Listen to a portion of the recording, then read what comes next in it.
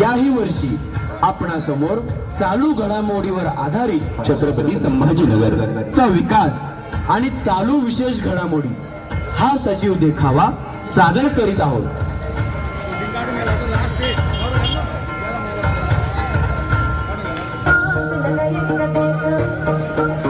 చిత్రాల మనసు నాది చిన్నగా పోతుంటావో చూడకపోతుంటావో చిన్న చిన్న దాన్ని నేను చిత్రాల దానితో చిన్నలు చూపిస్తావో చిత్రాల మనసు నాది చిన్నగా పోతుంటావో చూడకపోతుంటావో చిన్న చిన్న దాన్ని నేను చిత్రాల దానితో చిన్నలు చూపిస్తావో పిల్లగా ఎక్కటేసి చూడకపోతుంటావో కానకపోతుంటావో పిల్లగా ఎక్కటేసి చూడకపోతుంటావో కానకపోతుంటావో.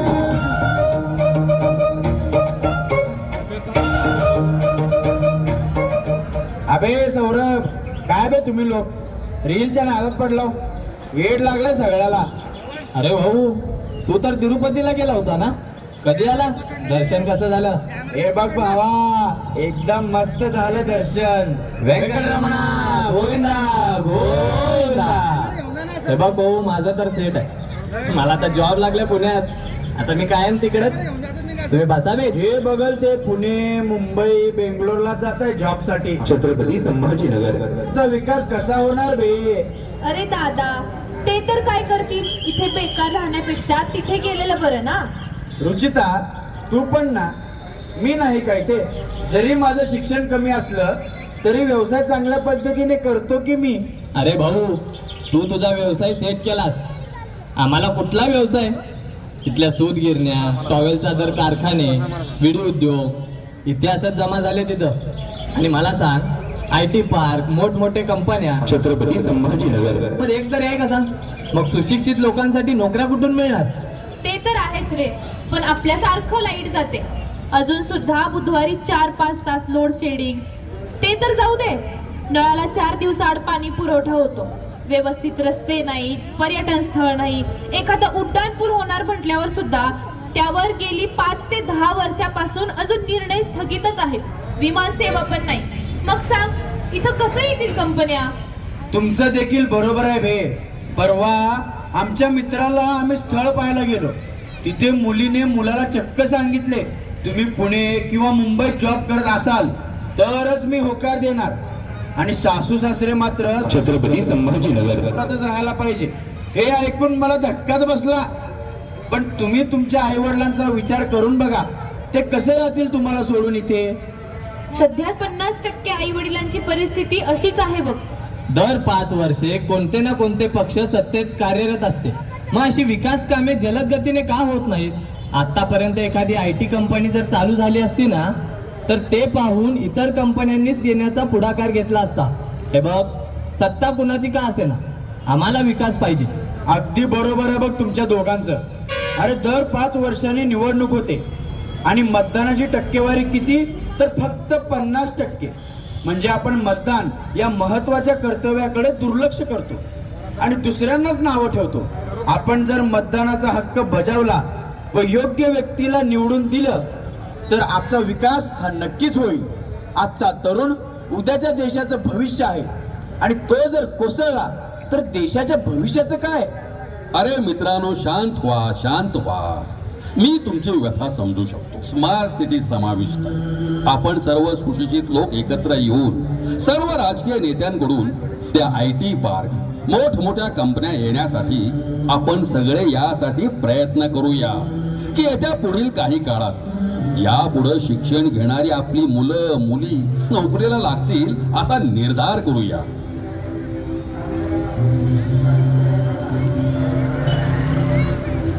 3,000 आले, 3,000 आले. अगं बाई, माझे पण आले. 3,000 आले, 3,000 आले.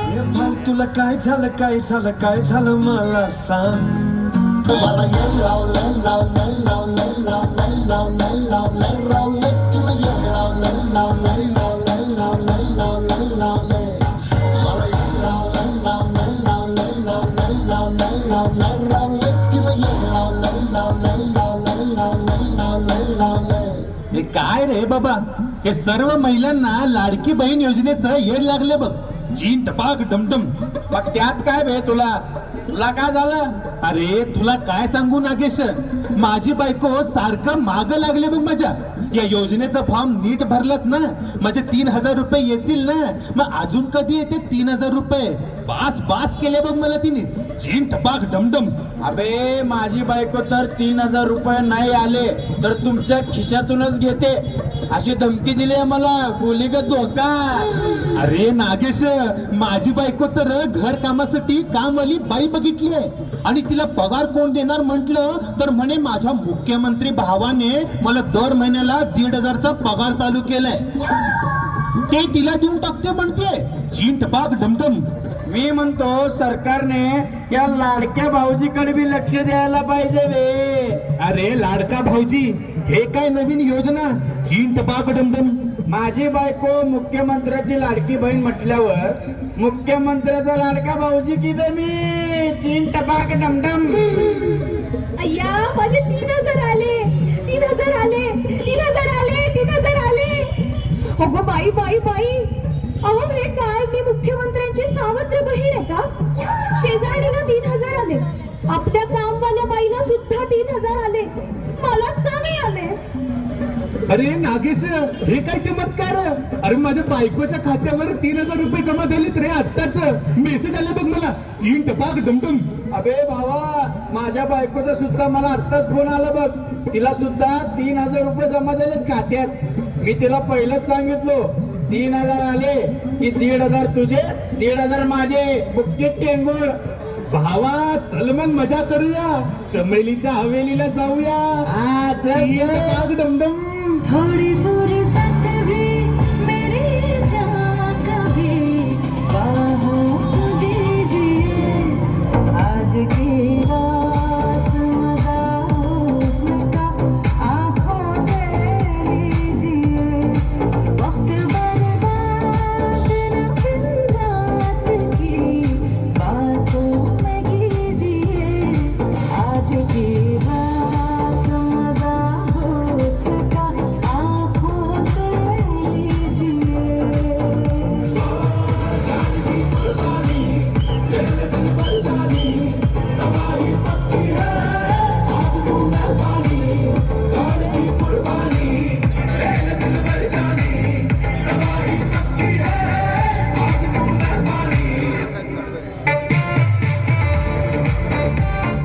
ఇప్పుడు మన తెలుగు గానే రా.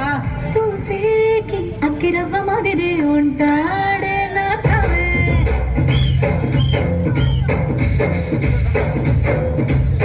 మెత్తాని పత్తి పువ్వుల మరి సంటాడే నా సామే.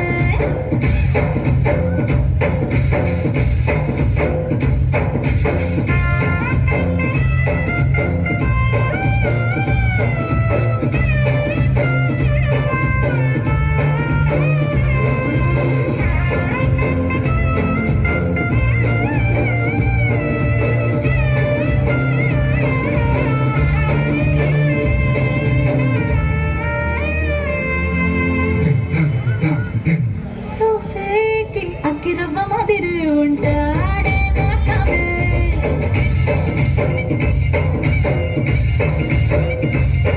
మెత్తాని పత్తి పువ్వుల మరి సంటాడే నా సామే.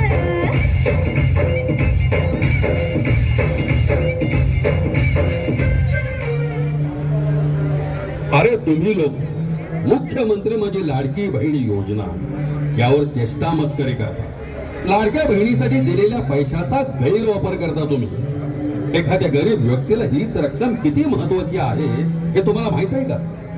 फुल न फुलाची पाकळी म्हणून, अरे एक आधार म्हणून सरकारनं लाडक्या बहिणीसाठी योजना काढली. तुम्ही त्याची थट्टा मस्करी करता. सरकार बरोबर नाही म्हणता. सकाळी 7 वाजता उठून लाडकी बहीण योजनेचा फॉर्म भरायला निघाला. विसरलात का तो दिवस? माफ करा साहेब आम्हाला, आमचं चुकलं. अंकल प्लीज ऐसे मत करो, आप मेरे साथ ऐसा नहीं कर सकते. Uncle please, uncle please, uncle नहीं, अंकल नहीं, मत करो प्लीज, मत करो अंकल, अंकल मत करो अंकल.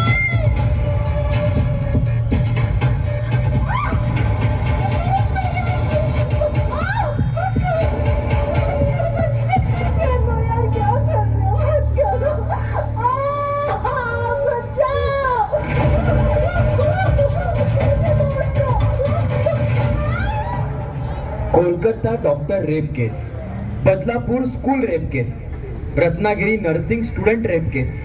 जिकडे पहा तिकडे टीव्ही, मोबाईल, वर्तमानपत्र बलात्कार बलात्कार हेच ऐकू येत आहे. महिलावर होणारे हे अत्याचार पाहून खूप भीती वाटते आता. अहो, ते तिकडे कुठेतरी घडलंय, तुम्ही कशाला घाबरता? म्हणूनच म्हणते मुलींनो, रात्री उशिरा बाहेर फिरू नका, आपली संस्कृती जपा, मोबाईलचा अतिवापर करू नका. मुलगी शिकवा मुलगी वाचवा असे म्हणतात, पण बंगालमध्ये पहा काय झालं. मुलगी शिकली पण मुलगी वाचली नाही. अगं आई, तू असं कसं बोलतेस? तुम्ही असेच विचार करत बसलात तर उद्या समाजात कोणीच कोणाच्या मदतीला धावूनच येणार नाही ग. किती वेळा मुलींना दोष देता, बाहेर फिरू नका, हे करू नका, ते करू नका. अजून किती दिवस स्त्रियांनी भेदरलेल्या शेळीसारखं जीव मुठीत धरून जगायचं? एकदा मुलांना पण सांगा, कसं वागावं, कसं राहावं, स्त्रियांचा आदर करावा. सावित्रीबाई फुले, झाशीची राणी, अहिल्यादेवी यांचे गोडवे गाताना त्यांनी सोसलेल्या यातनातून आपण काय शिकलो हा प्रश्न तुम्ही स्वतःला विचारा, म्हणजे नक्कीच तुम्हाला उत्तर सापडेल. एखाद्या बलात्कार प्रकरणात मुलीचा जीव गेल्यावर मेणबत्ती जाळून श्रद्धांजली वाहतो. एकदा त्या गुन्हेगाराला त्याच मेणबत्तीने जाळून बघा, मग पुन्हा कधीच कोणत्याच मुलीसाठी मेणबत्ती जाळण्याची वेळ येणार नाही. इथून पुढे जर कोणी महिलांची छेड काढली किंवा अब्रू लुटण्याचा प्रयत्न केला आणि अशा घडलेल्या घटनेत त्या महिलेला न्याय मिळाला नाही तर याद राखा, शिवविचार हाती घ्यावे लागतील. प्रत्येकाच्या हातात तलवारी असतील आणि प्रत्येक नराधमाचा चौरंगा होईल. जागे व्हा, शिवविचार आठवा. बेटा, मी तुझा राग, तुझ्या भावना सगळं समजू शकतो, पण त्यासाठी पोलीस प्रशासन, न्याय व्यवस्था तत्पर आहे. अशा प्रकारे आपण कायदा हा आपल्या हातात घेऊ शकत नाही. अहो पप्पा, जरी एखाद्या गुन्हेगाराला अटक झाली तरी 10-15 वर्ष त्याच्यावर केसच चालते आणि तो पुन्हा बाहेर आला की पुन्हा अशी अश्लील कृत्य करतो. अशा घटना घडायलाच नको आहेत पप्पा, अशा घटना घडायलाच नको.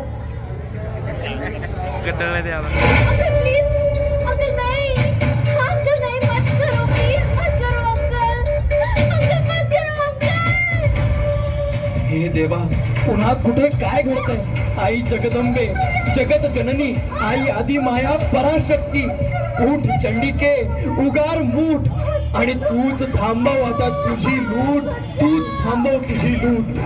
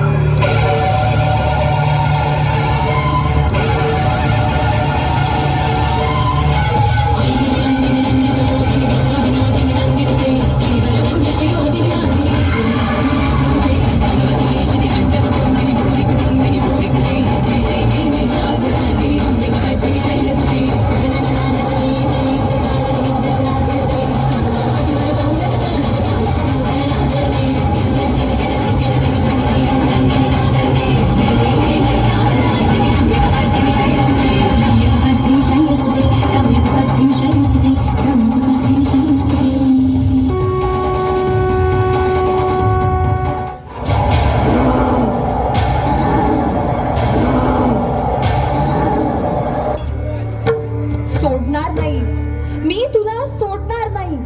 अशा पापींना भस्म करून टाकेन.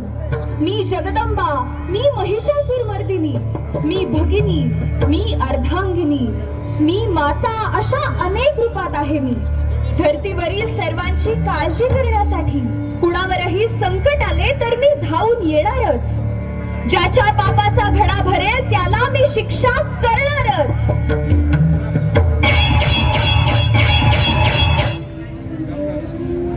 पाहिलात ना मंडळी, जसे कर्म तसे फळ मिळते.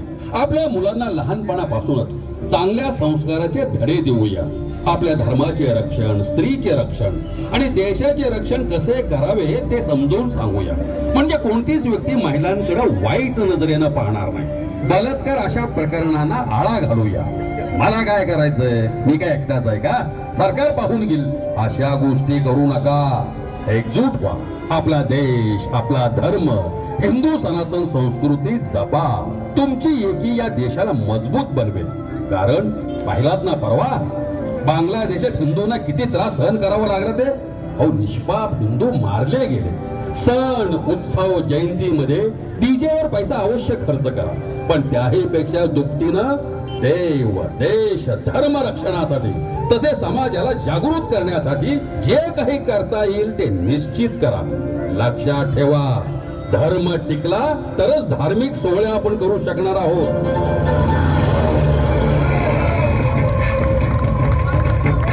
श्री स्वातंत्र्य गणेश मंडळ सर्व भाविकांचे सहर्ष स्वागत करीत आहे.